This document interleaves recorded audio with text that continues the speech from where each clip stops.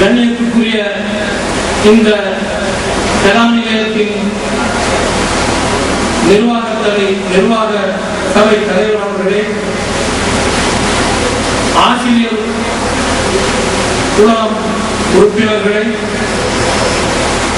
மாணவர்களை கற்று வெளியேறி செல்வதற்காக காத்திருக்கும் இளம் உலமாக்களே, பரோபகாரிகளே, இக்கல்லூரியில் கற்கும் மாணவர்களின் பெற்றோர்களே, உத்தார்களே, நண்பர்களே, அஸ்ஸலாமு அலைக்கும் வரஹ்மத்துல்லாஹி வபரகாத்துஹு. இந்த விழா ஒரு சிறப்பான விழாவாக இருந்து கொண்டிருக்கிறது. இந்த விழாவுக்கு என்னை ஒரு விசேட அதிதியாக அழைத்து என்னை கௌரவித்தமைக்காக இக்கல்லூரியின் நிர்வாகத்திற்கும் இக்கல்லூரியின் போதனாசிரியர்களுக்கும் இதனோடு இணைந்து செயல்படும் சகோதரர்களுக்கும் முதற்கண் நன்றியை தெரிவித்துக் கொள்கிறேன். அன்புக்குரிய சகோதரர்களே, உலகிலே சன்மார்க்க கல்விக்கு என்று ஒரு தனியிடம் இருக்கிறது. அக்கல்வி முறையோடு போதிக்கப்படுகின்ற பொழுதுதான் தீனின் வளர்ச்சியும் இந்த தீனை பின்பற்றுவோர் உள்ளத்தில் தெளிவும் இருந்து வரப்போகிறது.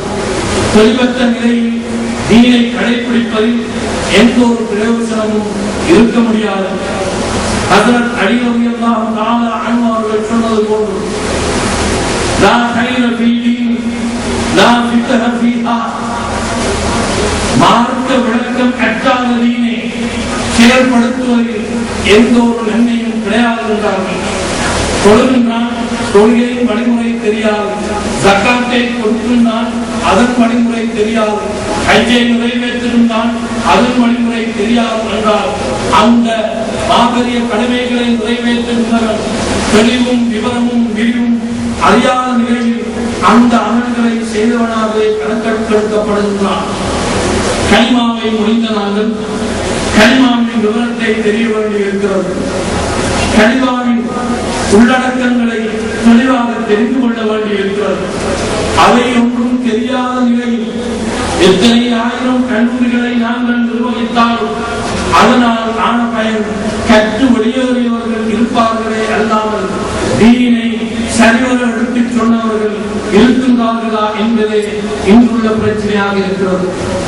1971 ஆண்டு வரை நம் நாட்டிலே 12 அரபு கல்லூரிகள் மாத்திரம்தான் இயங்கின. அதன் பின்னர் அரசியல் காரணங்களும் இயக்க வரிகளும் மற்றும் சில காரணங்களும் நாட்டிலே நாலா புத்தகங்களிலும் மூளை முடுக்குகளில் எல்லாம் அரபு கல்லூரிகளின் இஸ்லாமத்துக்கு காரணமாக அமைந்தன.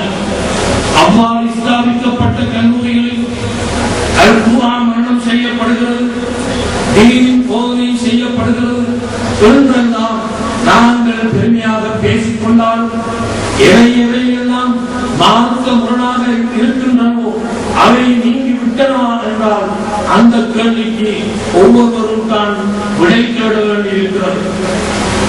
ஆண்கள் இருக்கிறார்கள், குர்ஆன் விளங்கப்படுகின்றன என்று நாங்கள் ஒரு கண் எங்கள் கவனத்தை செலுத்த வேண்டியிருக்கிறது. சன்மார்க்க அறிஞர்கள் வழியே வந்திருக்கிறார்கள் என்று பார்த்தால் அவர்கள் மத்தியில் ஏகோபித்த ஒத்த கருத்தில் சமூகத்திற்கு உண்மை எடுத்து சொல்லப்படுகிறதா என்றால் அந்த கேள்விக்கு உலமாக்களாகிய நாங்கள் தான் பதில் தேட வேண்டியிருக்கிறது. எனவே சன்மார்க்க கலைக்கூடங்களாக விளங்கும் அரபு கல்லூரிகள் எவருடைய எந்த ஒன்றுக்கும் கலை சார்க்காத நிலையில் கலையில் இருந்து இருக்க வேண்டும் என்ற உணர்வுகள் இப்பொழுது வளர்ந்துவிட்டன. அத்தகைய ஒரு உணர்வின் பெறுவதாக ஆரம்பிக்கப்பட்டதுதான் இப்னு அப்பாஸ் அரபு கல்லூரி என்பதை நாங்கள் உரையாற்றிய கல்லூரி என்பதின் உரையில் இருந்து விளங்கிக் கொண்டோம். உண்மையிலே பழமை வாய்ந்த ஒரு அரபு கல்லூரி, எத்தனையோ சொந்தவர்களை படித்துணர்ந்த அரபு கல்லூரி, வரலாறு படைத்த அரபு கல்லூரி ஆக இருந்த ஓரிடத்தில் கற்றுத் தேர்ந்து பணியாற்றிய அந்த அறிஞர்கள் அவ்விடத்தை விட்டும் இங்கே வந்து இக்கல்லூரியை நிறுவ வேண்டிய தேவை வந்துவிட்டது.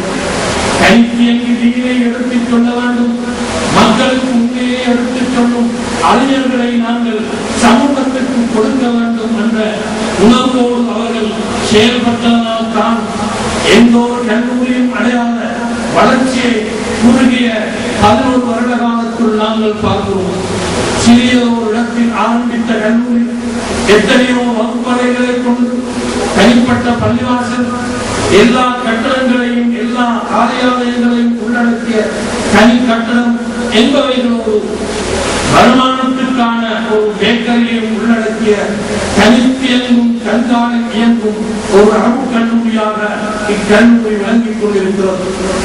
இக்கல்லூரியின் பணி இங்கிருக்கும் ஆசிரியர்களால் தான் வெளிவந்து கொண்டிருக்கிறது என்பதை நாங்கள் மறந்து வாழ முடியாது. இலங்கை நாட்டிலே பல்வேறு அரபு கல்லூரிகளும் பல்வேறு நோக்கங்களோடு ஆரம்பிக்கப்பட்டாலும் எல்லா இடங்களிலும் போதிக்கப்படும் ஒரே போதனை அல் குர்ஆனும் அல் ஹதீஸுமாகவே இருக்கிறது. அவைகள் சரியான முறையில் விளக்கப்படுமாயிருந்தால் ஒன்று அல்லது வேறு ஏதுமோ நம் நாட்டில் தலைநூக்கி இருக்க முடியாது. 1982 அல்லது 82 பின்னர் கடைசி பகுதியில் இலங்கை நாட்டிலே 3 மாபெரும் இயக்கங்கள் மத்தியில் பெரிய சண்டையும் சச்சரவையும் போட்டியிடும் கருத்துகள் சாதாரணமாக பேசப்பட்டன. தௌஹீத் ஜமாத், ஜமாத் இஸ்லாமி, தப்லீக் ஜமாத் என்ற இவ்வியக்கங்கள் இஸ்லாத்தை விட்டும் அப்பாற்பட்டவைகள், ஏகத்துவத்திற்கு முரணானவைகள், அஹ்லு சுன்னத்தை விட்டும் வேறுபட்டவர்கள் என்றெல்லாம் சொல்லப்பட்ட நேரத்திலே அகில ஜமியத்துல் உலமா தன்னுடைய பணியை சீராக எடுத்தது. அதனால் அன்று வெளியிட்ட பிரகடனம் இன்று வரை மக்களுக்கு நல்ல முறையில் பயனளித்துக் கொண்டிருக்கின்றது என்பதை யாரும் மறக்க முடியாது. இவ்வியக்கங்கள் மூன்றும் சுன்னத்து வல் ஜமாத்தை சேர்ந்தவர்கள் வேறுபட்ட முறையில் தாவா முயற்சியில் ஈடுபடுகிறார்கள். எல்லோரும் பிழை இருக்கலாம், ஆனால் அதற்காக அவர்களை காவிர்கள் என்றோ இஸ்லாத்தை விட்டும் அப்பா சென்றவர்கள் என்றோ சொல்ல முடியாது என்ற பிரகடனத்தை அகில இலங்கை ஜமியத்துல் உலமா வெளியிட்டது. அதன் அடிப்படையில் தான் இயக்கங்கள் மத்தியில் உள்ள சண்டை சச்சரவுகள் ஓரளவு கழிந்தன. எது எப்படி இருந்தாலும் எங்கள் உள்ளங்களை தொட்டு நாங்கள் கேட்டுக்கொள்ள வேண்டும். கலிமாவை மொழிந்தவர்கள் மத்தியில் எந்த அடிப்படையில் வேறுபாடு ஏற்படலாம்? கலிமாவை மொழிந்துவிட்டால் ஐவேளையும் தொழுவதாக இருந்தால், ஏனைய கடமைகளையும் செய்வதாக இருந்தால், ஏன் நாங்கள் வேறுபடுத்தி பார்த்து எங்கள் மத்தியில் பிரிவினையை வளர்த்துக் கொள்ள வேண்டும்? அவர்களே அடங்கப்பட்டதன் பின்னால் இவன் என்னுடைய ஜமாத்தை சேர்ந்தவன் அல்லது இவன் வேறு ஜமாத்தை சேர்ந்தவன் என்ற கேள்வி எங்களிடம் வந்திருக்க போவதில்லை. நாங்கள் கலிமாவை முறையோடு சொல்லியிருந்தால் அதற்குத்தான் பதில் சொல்ல வேண்டும். அந்த பதிலை தியாகத்துவதற்குத்தான் தகுதி வாய்ந்த உலமாக்கள் சமூகத்திற்கு அனுப்பப்பட வேண்டும் என்று நாங்கள் எப்பொழுதும் சொல்லிக் கொண்டிருக்கிறோம். எனவே அன்புக்குரிய சகோதரர்களே, எந்த ஒரு கலாநிலையமாக இருந்தாலும் அல்லாஹ்வினதும் ரசூலினதும் வார்த்தைகள் எடுத்துச் சொல்லப்படும் இடமாக அவற்றை நாங்கள் உள்ளாக ஏற்றுக்கொள்வதாக இருந்தால் அவ்விடங்களுக்கு உதவிகள் உபகாரங்கள் செய்வதில் நாங்கள் பின்னிக்க வேண்டியதில்லை. மேலே நான் ஒரு தைத்தை அரபு மொழியில் இவர்களுக்கு சொல்லிக் காட்டினேன். உண்மையான அறிவென்று சொல்வது அல்லாஹ்வும் ரசூலும் சொன்னாலும் மற்றவைகள் எல்லாம் ஷைத்தானின் ஊசலாட்டலாகும் என்ற கருத்துப்பட உள்ள கவியை நாம் படித்து காட்டினேன். ஏனென்றால் நாங்கள் இன்னும் மார்க்க அறிவென்று சொல்லுகின்ற பொழுது இத்தகைய கலாநிலையங்கள் தான் எங்கள் கண்ணிலே வந்திருக்க வேண்டும். சன்மார்க்கத்தை கற்றவர்கள் அல்லாஹ்வுடைய வகையில் இருந்து பெறப்பட்ட அறிவை எங்களுக்கு தருகின்றவர்கள் என்ற உண்மையான நம்பிக்கை வர வேண்டும். மார்க்கத்தை கற்றவர்கள் குர்ஆனையும் ஹதீஸையும் கற்கிறார்கள். குர்ஆனும் ஹதீஸும் வஹி மூலம் பெறப்பட்டது. எனவே அந்த வஹி மூலம் பெறப்பட்ட அறிவை வளர்க்கும் இடங்களுக்கு தாராளமாக அள்ளி கொடுப்பதன் மூலம் தான் எங்களுடைய செல்வங்கள் வளர்ச்சி அடைய போகின்றன. குர்ஆனை தோற்றி பாருங்கள். எல்லா இடங்களிலும்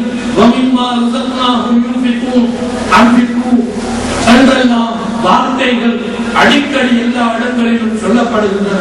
எல்லோரும் நினைக்கிறார்கள் ஜக்காத் மாத்திரம் தான், சதகா மாத்திரம் தான் என்கிறார்கள். அல்லது வக்ஃப் என்றால் பள்ளிக்கு மாத்திரம் செய்து கொடுப்பதுதான் என்று நினைக்கிறார்கள். இல்லை சகோதரர்களே, அல்லாஹ்வுக்காக வேண்டி என்று எந்த இடத்திற்கென்றாலும் சரியான முறையில் கொடுபடுமாயிருந்தால் அதற்குரிய கூலி கிடைக்கவே போகிறது.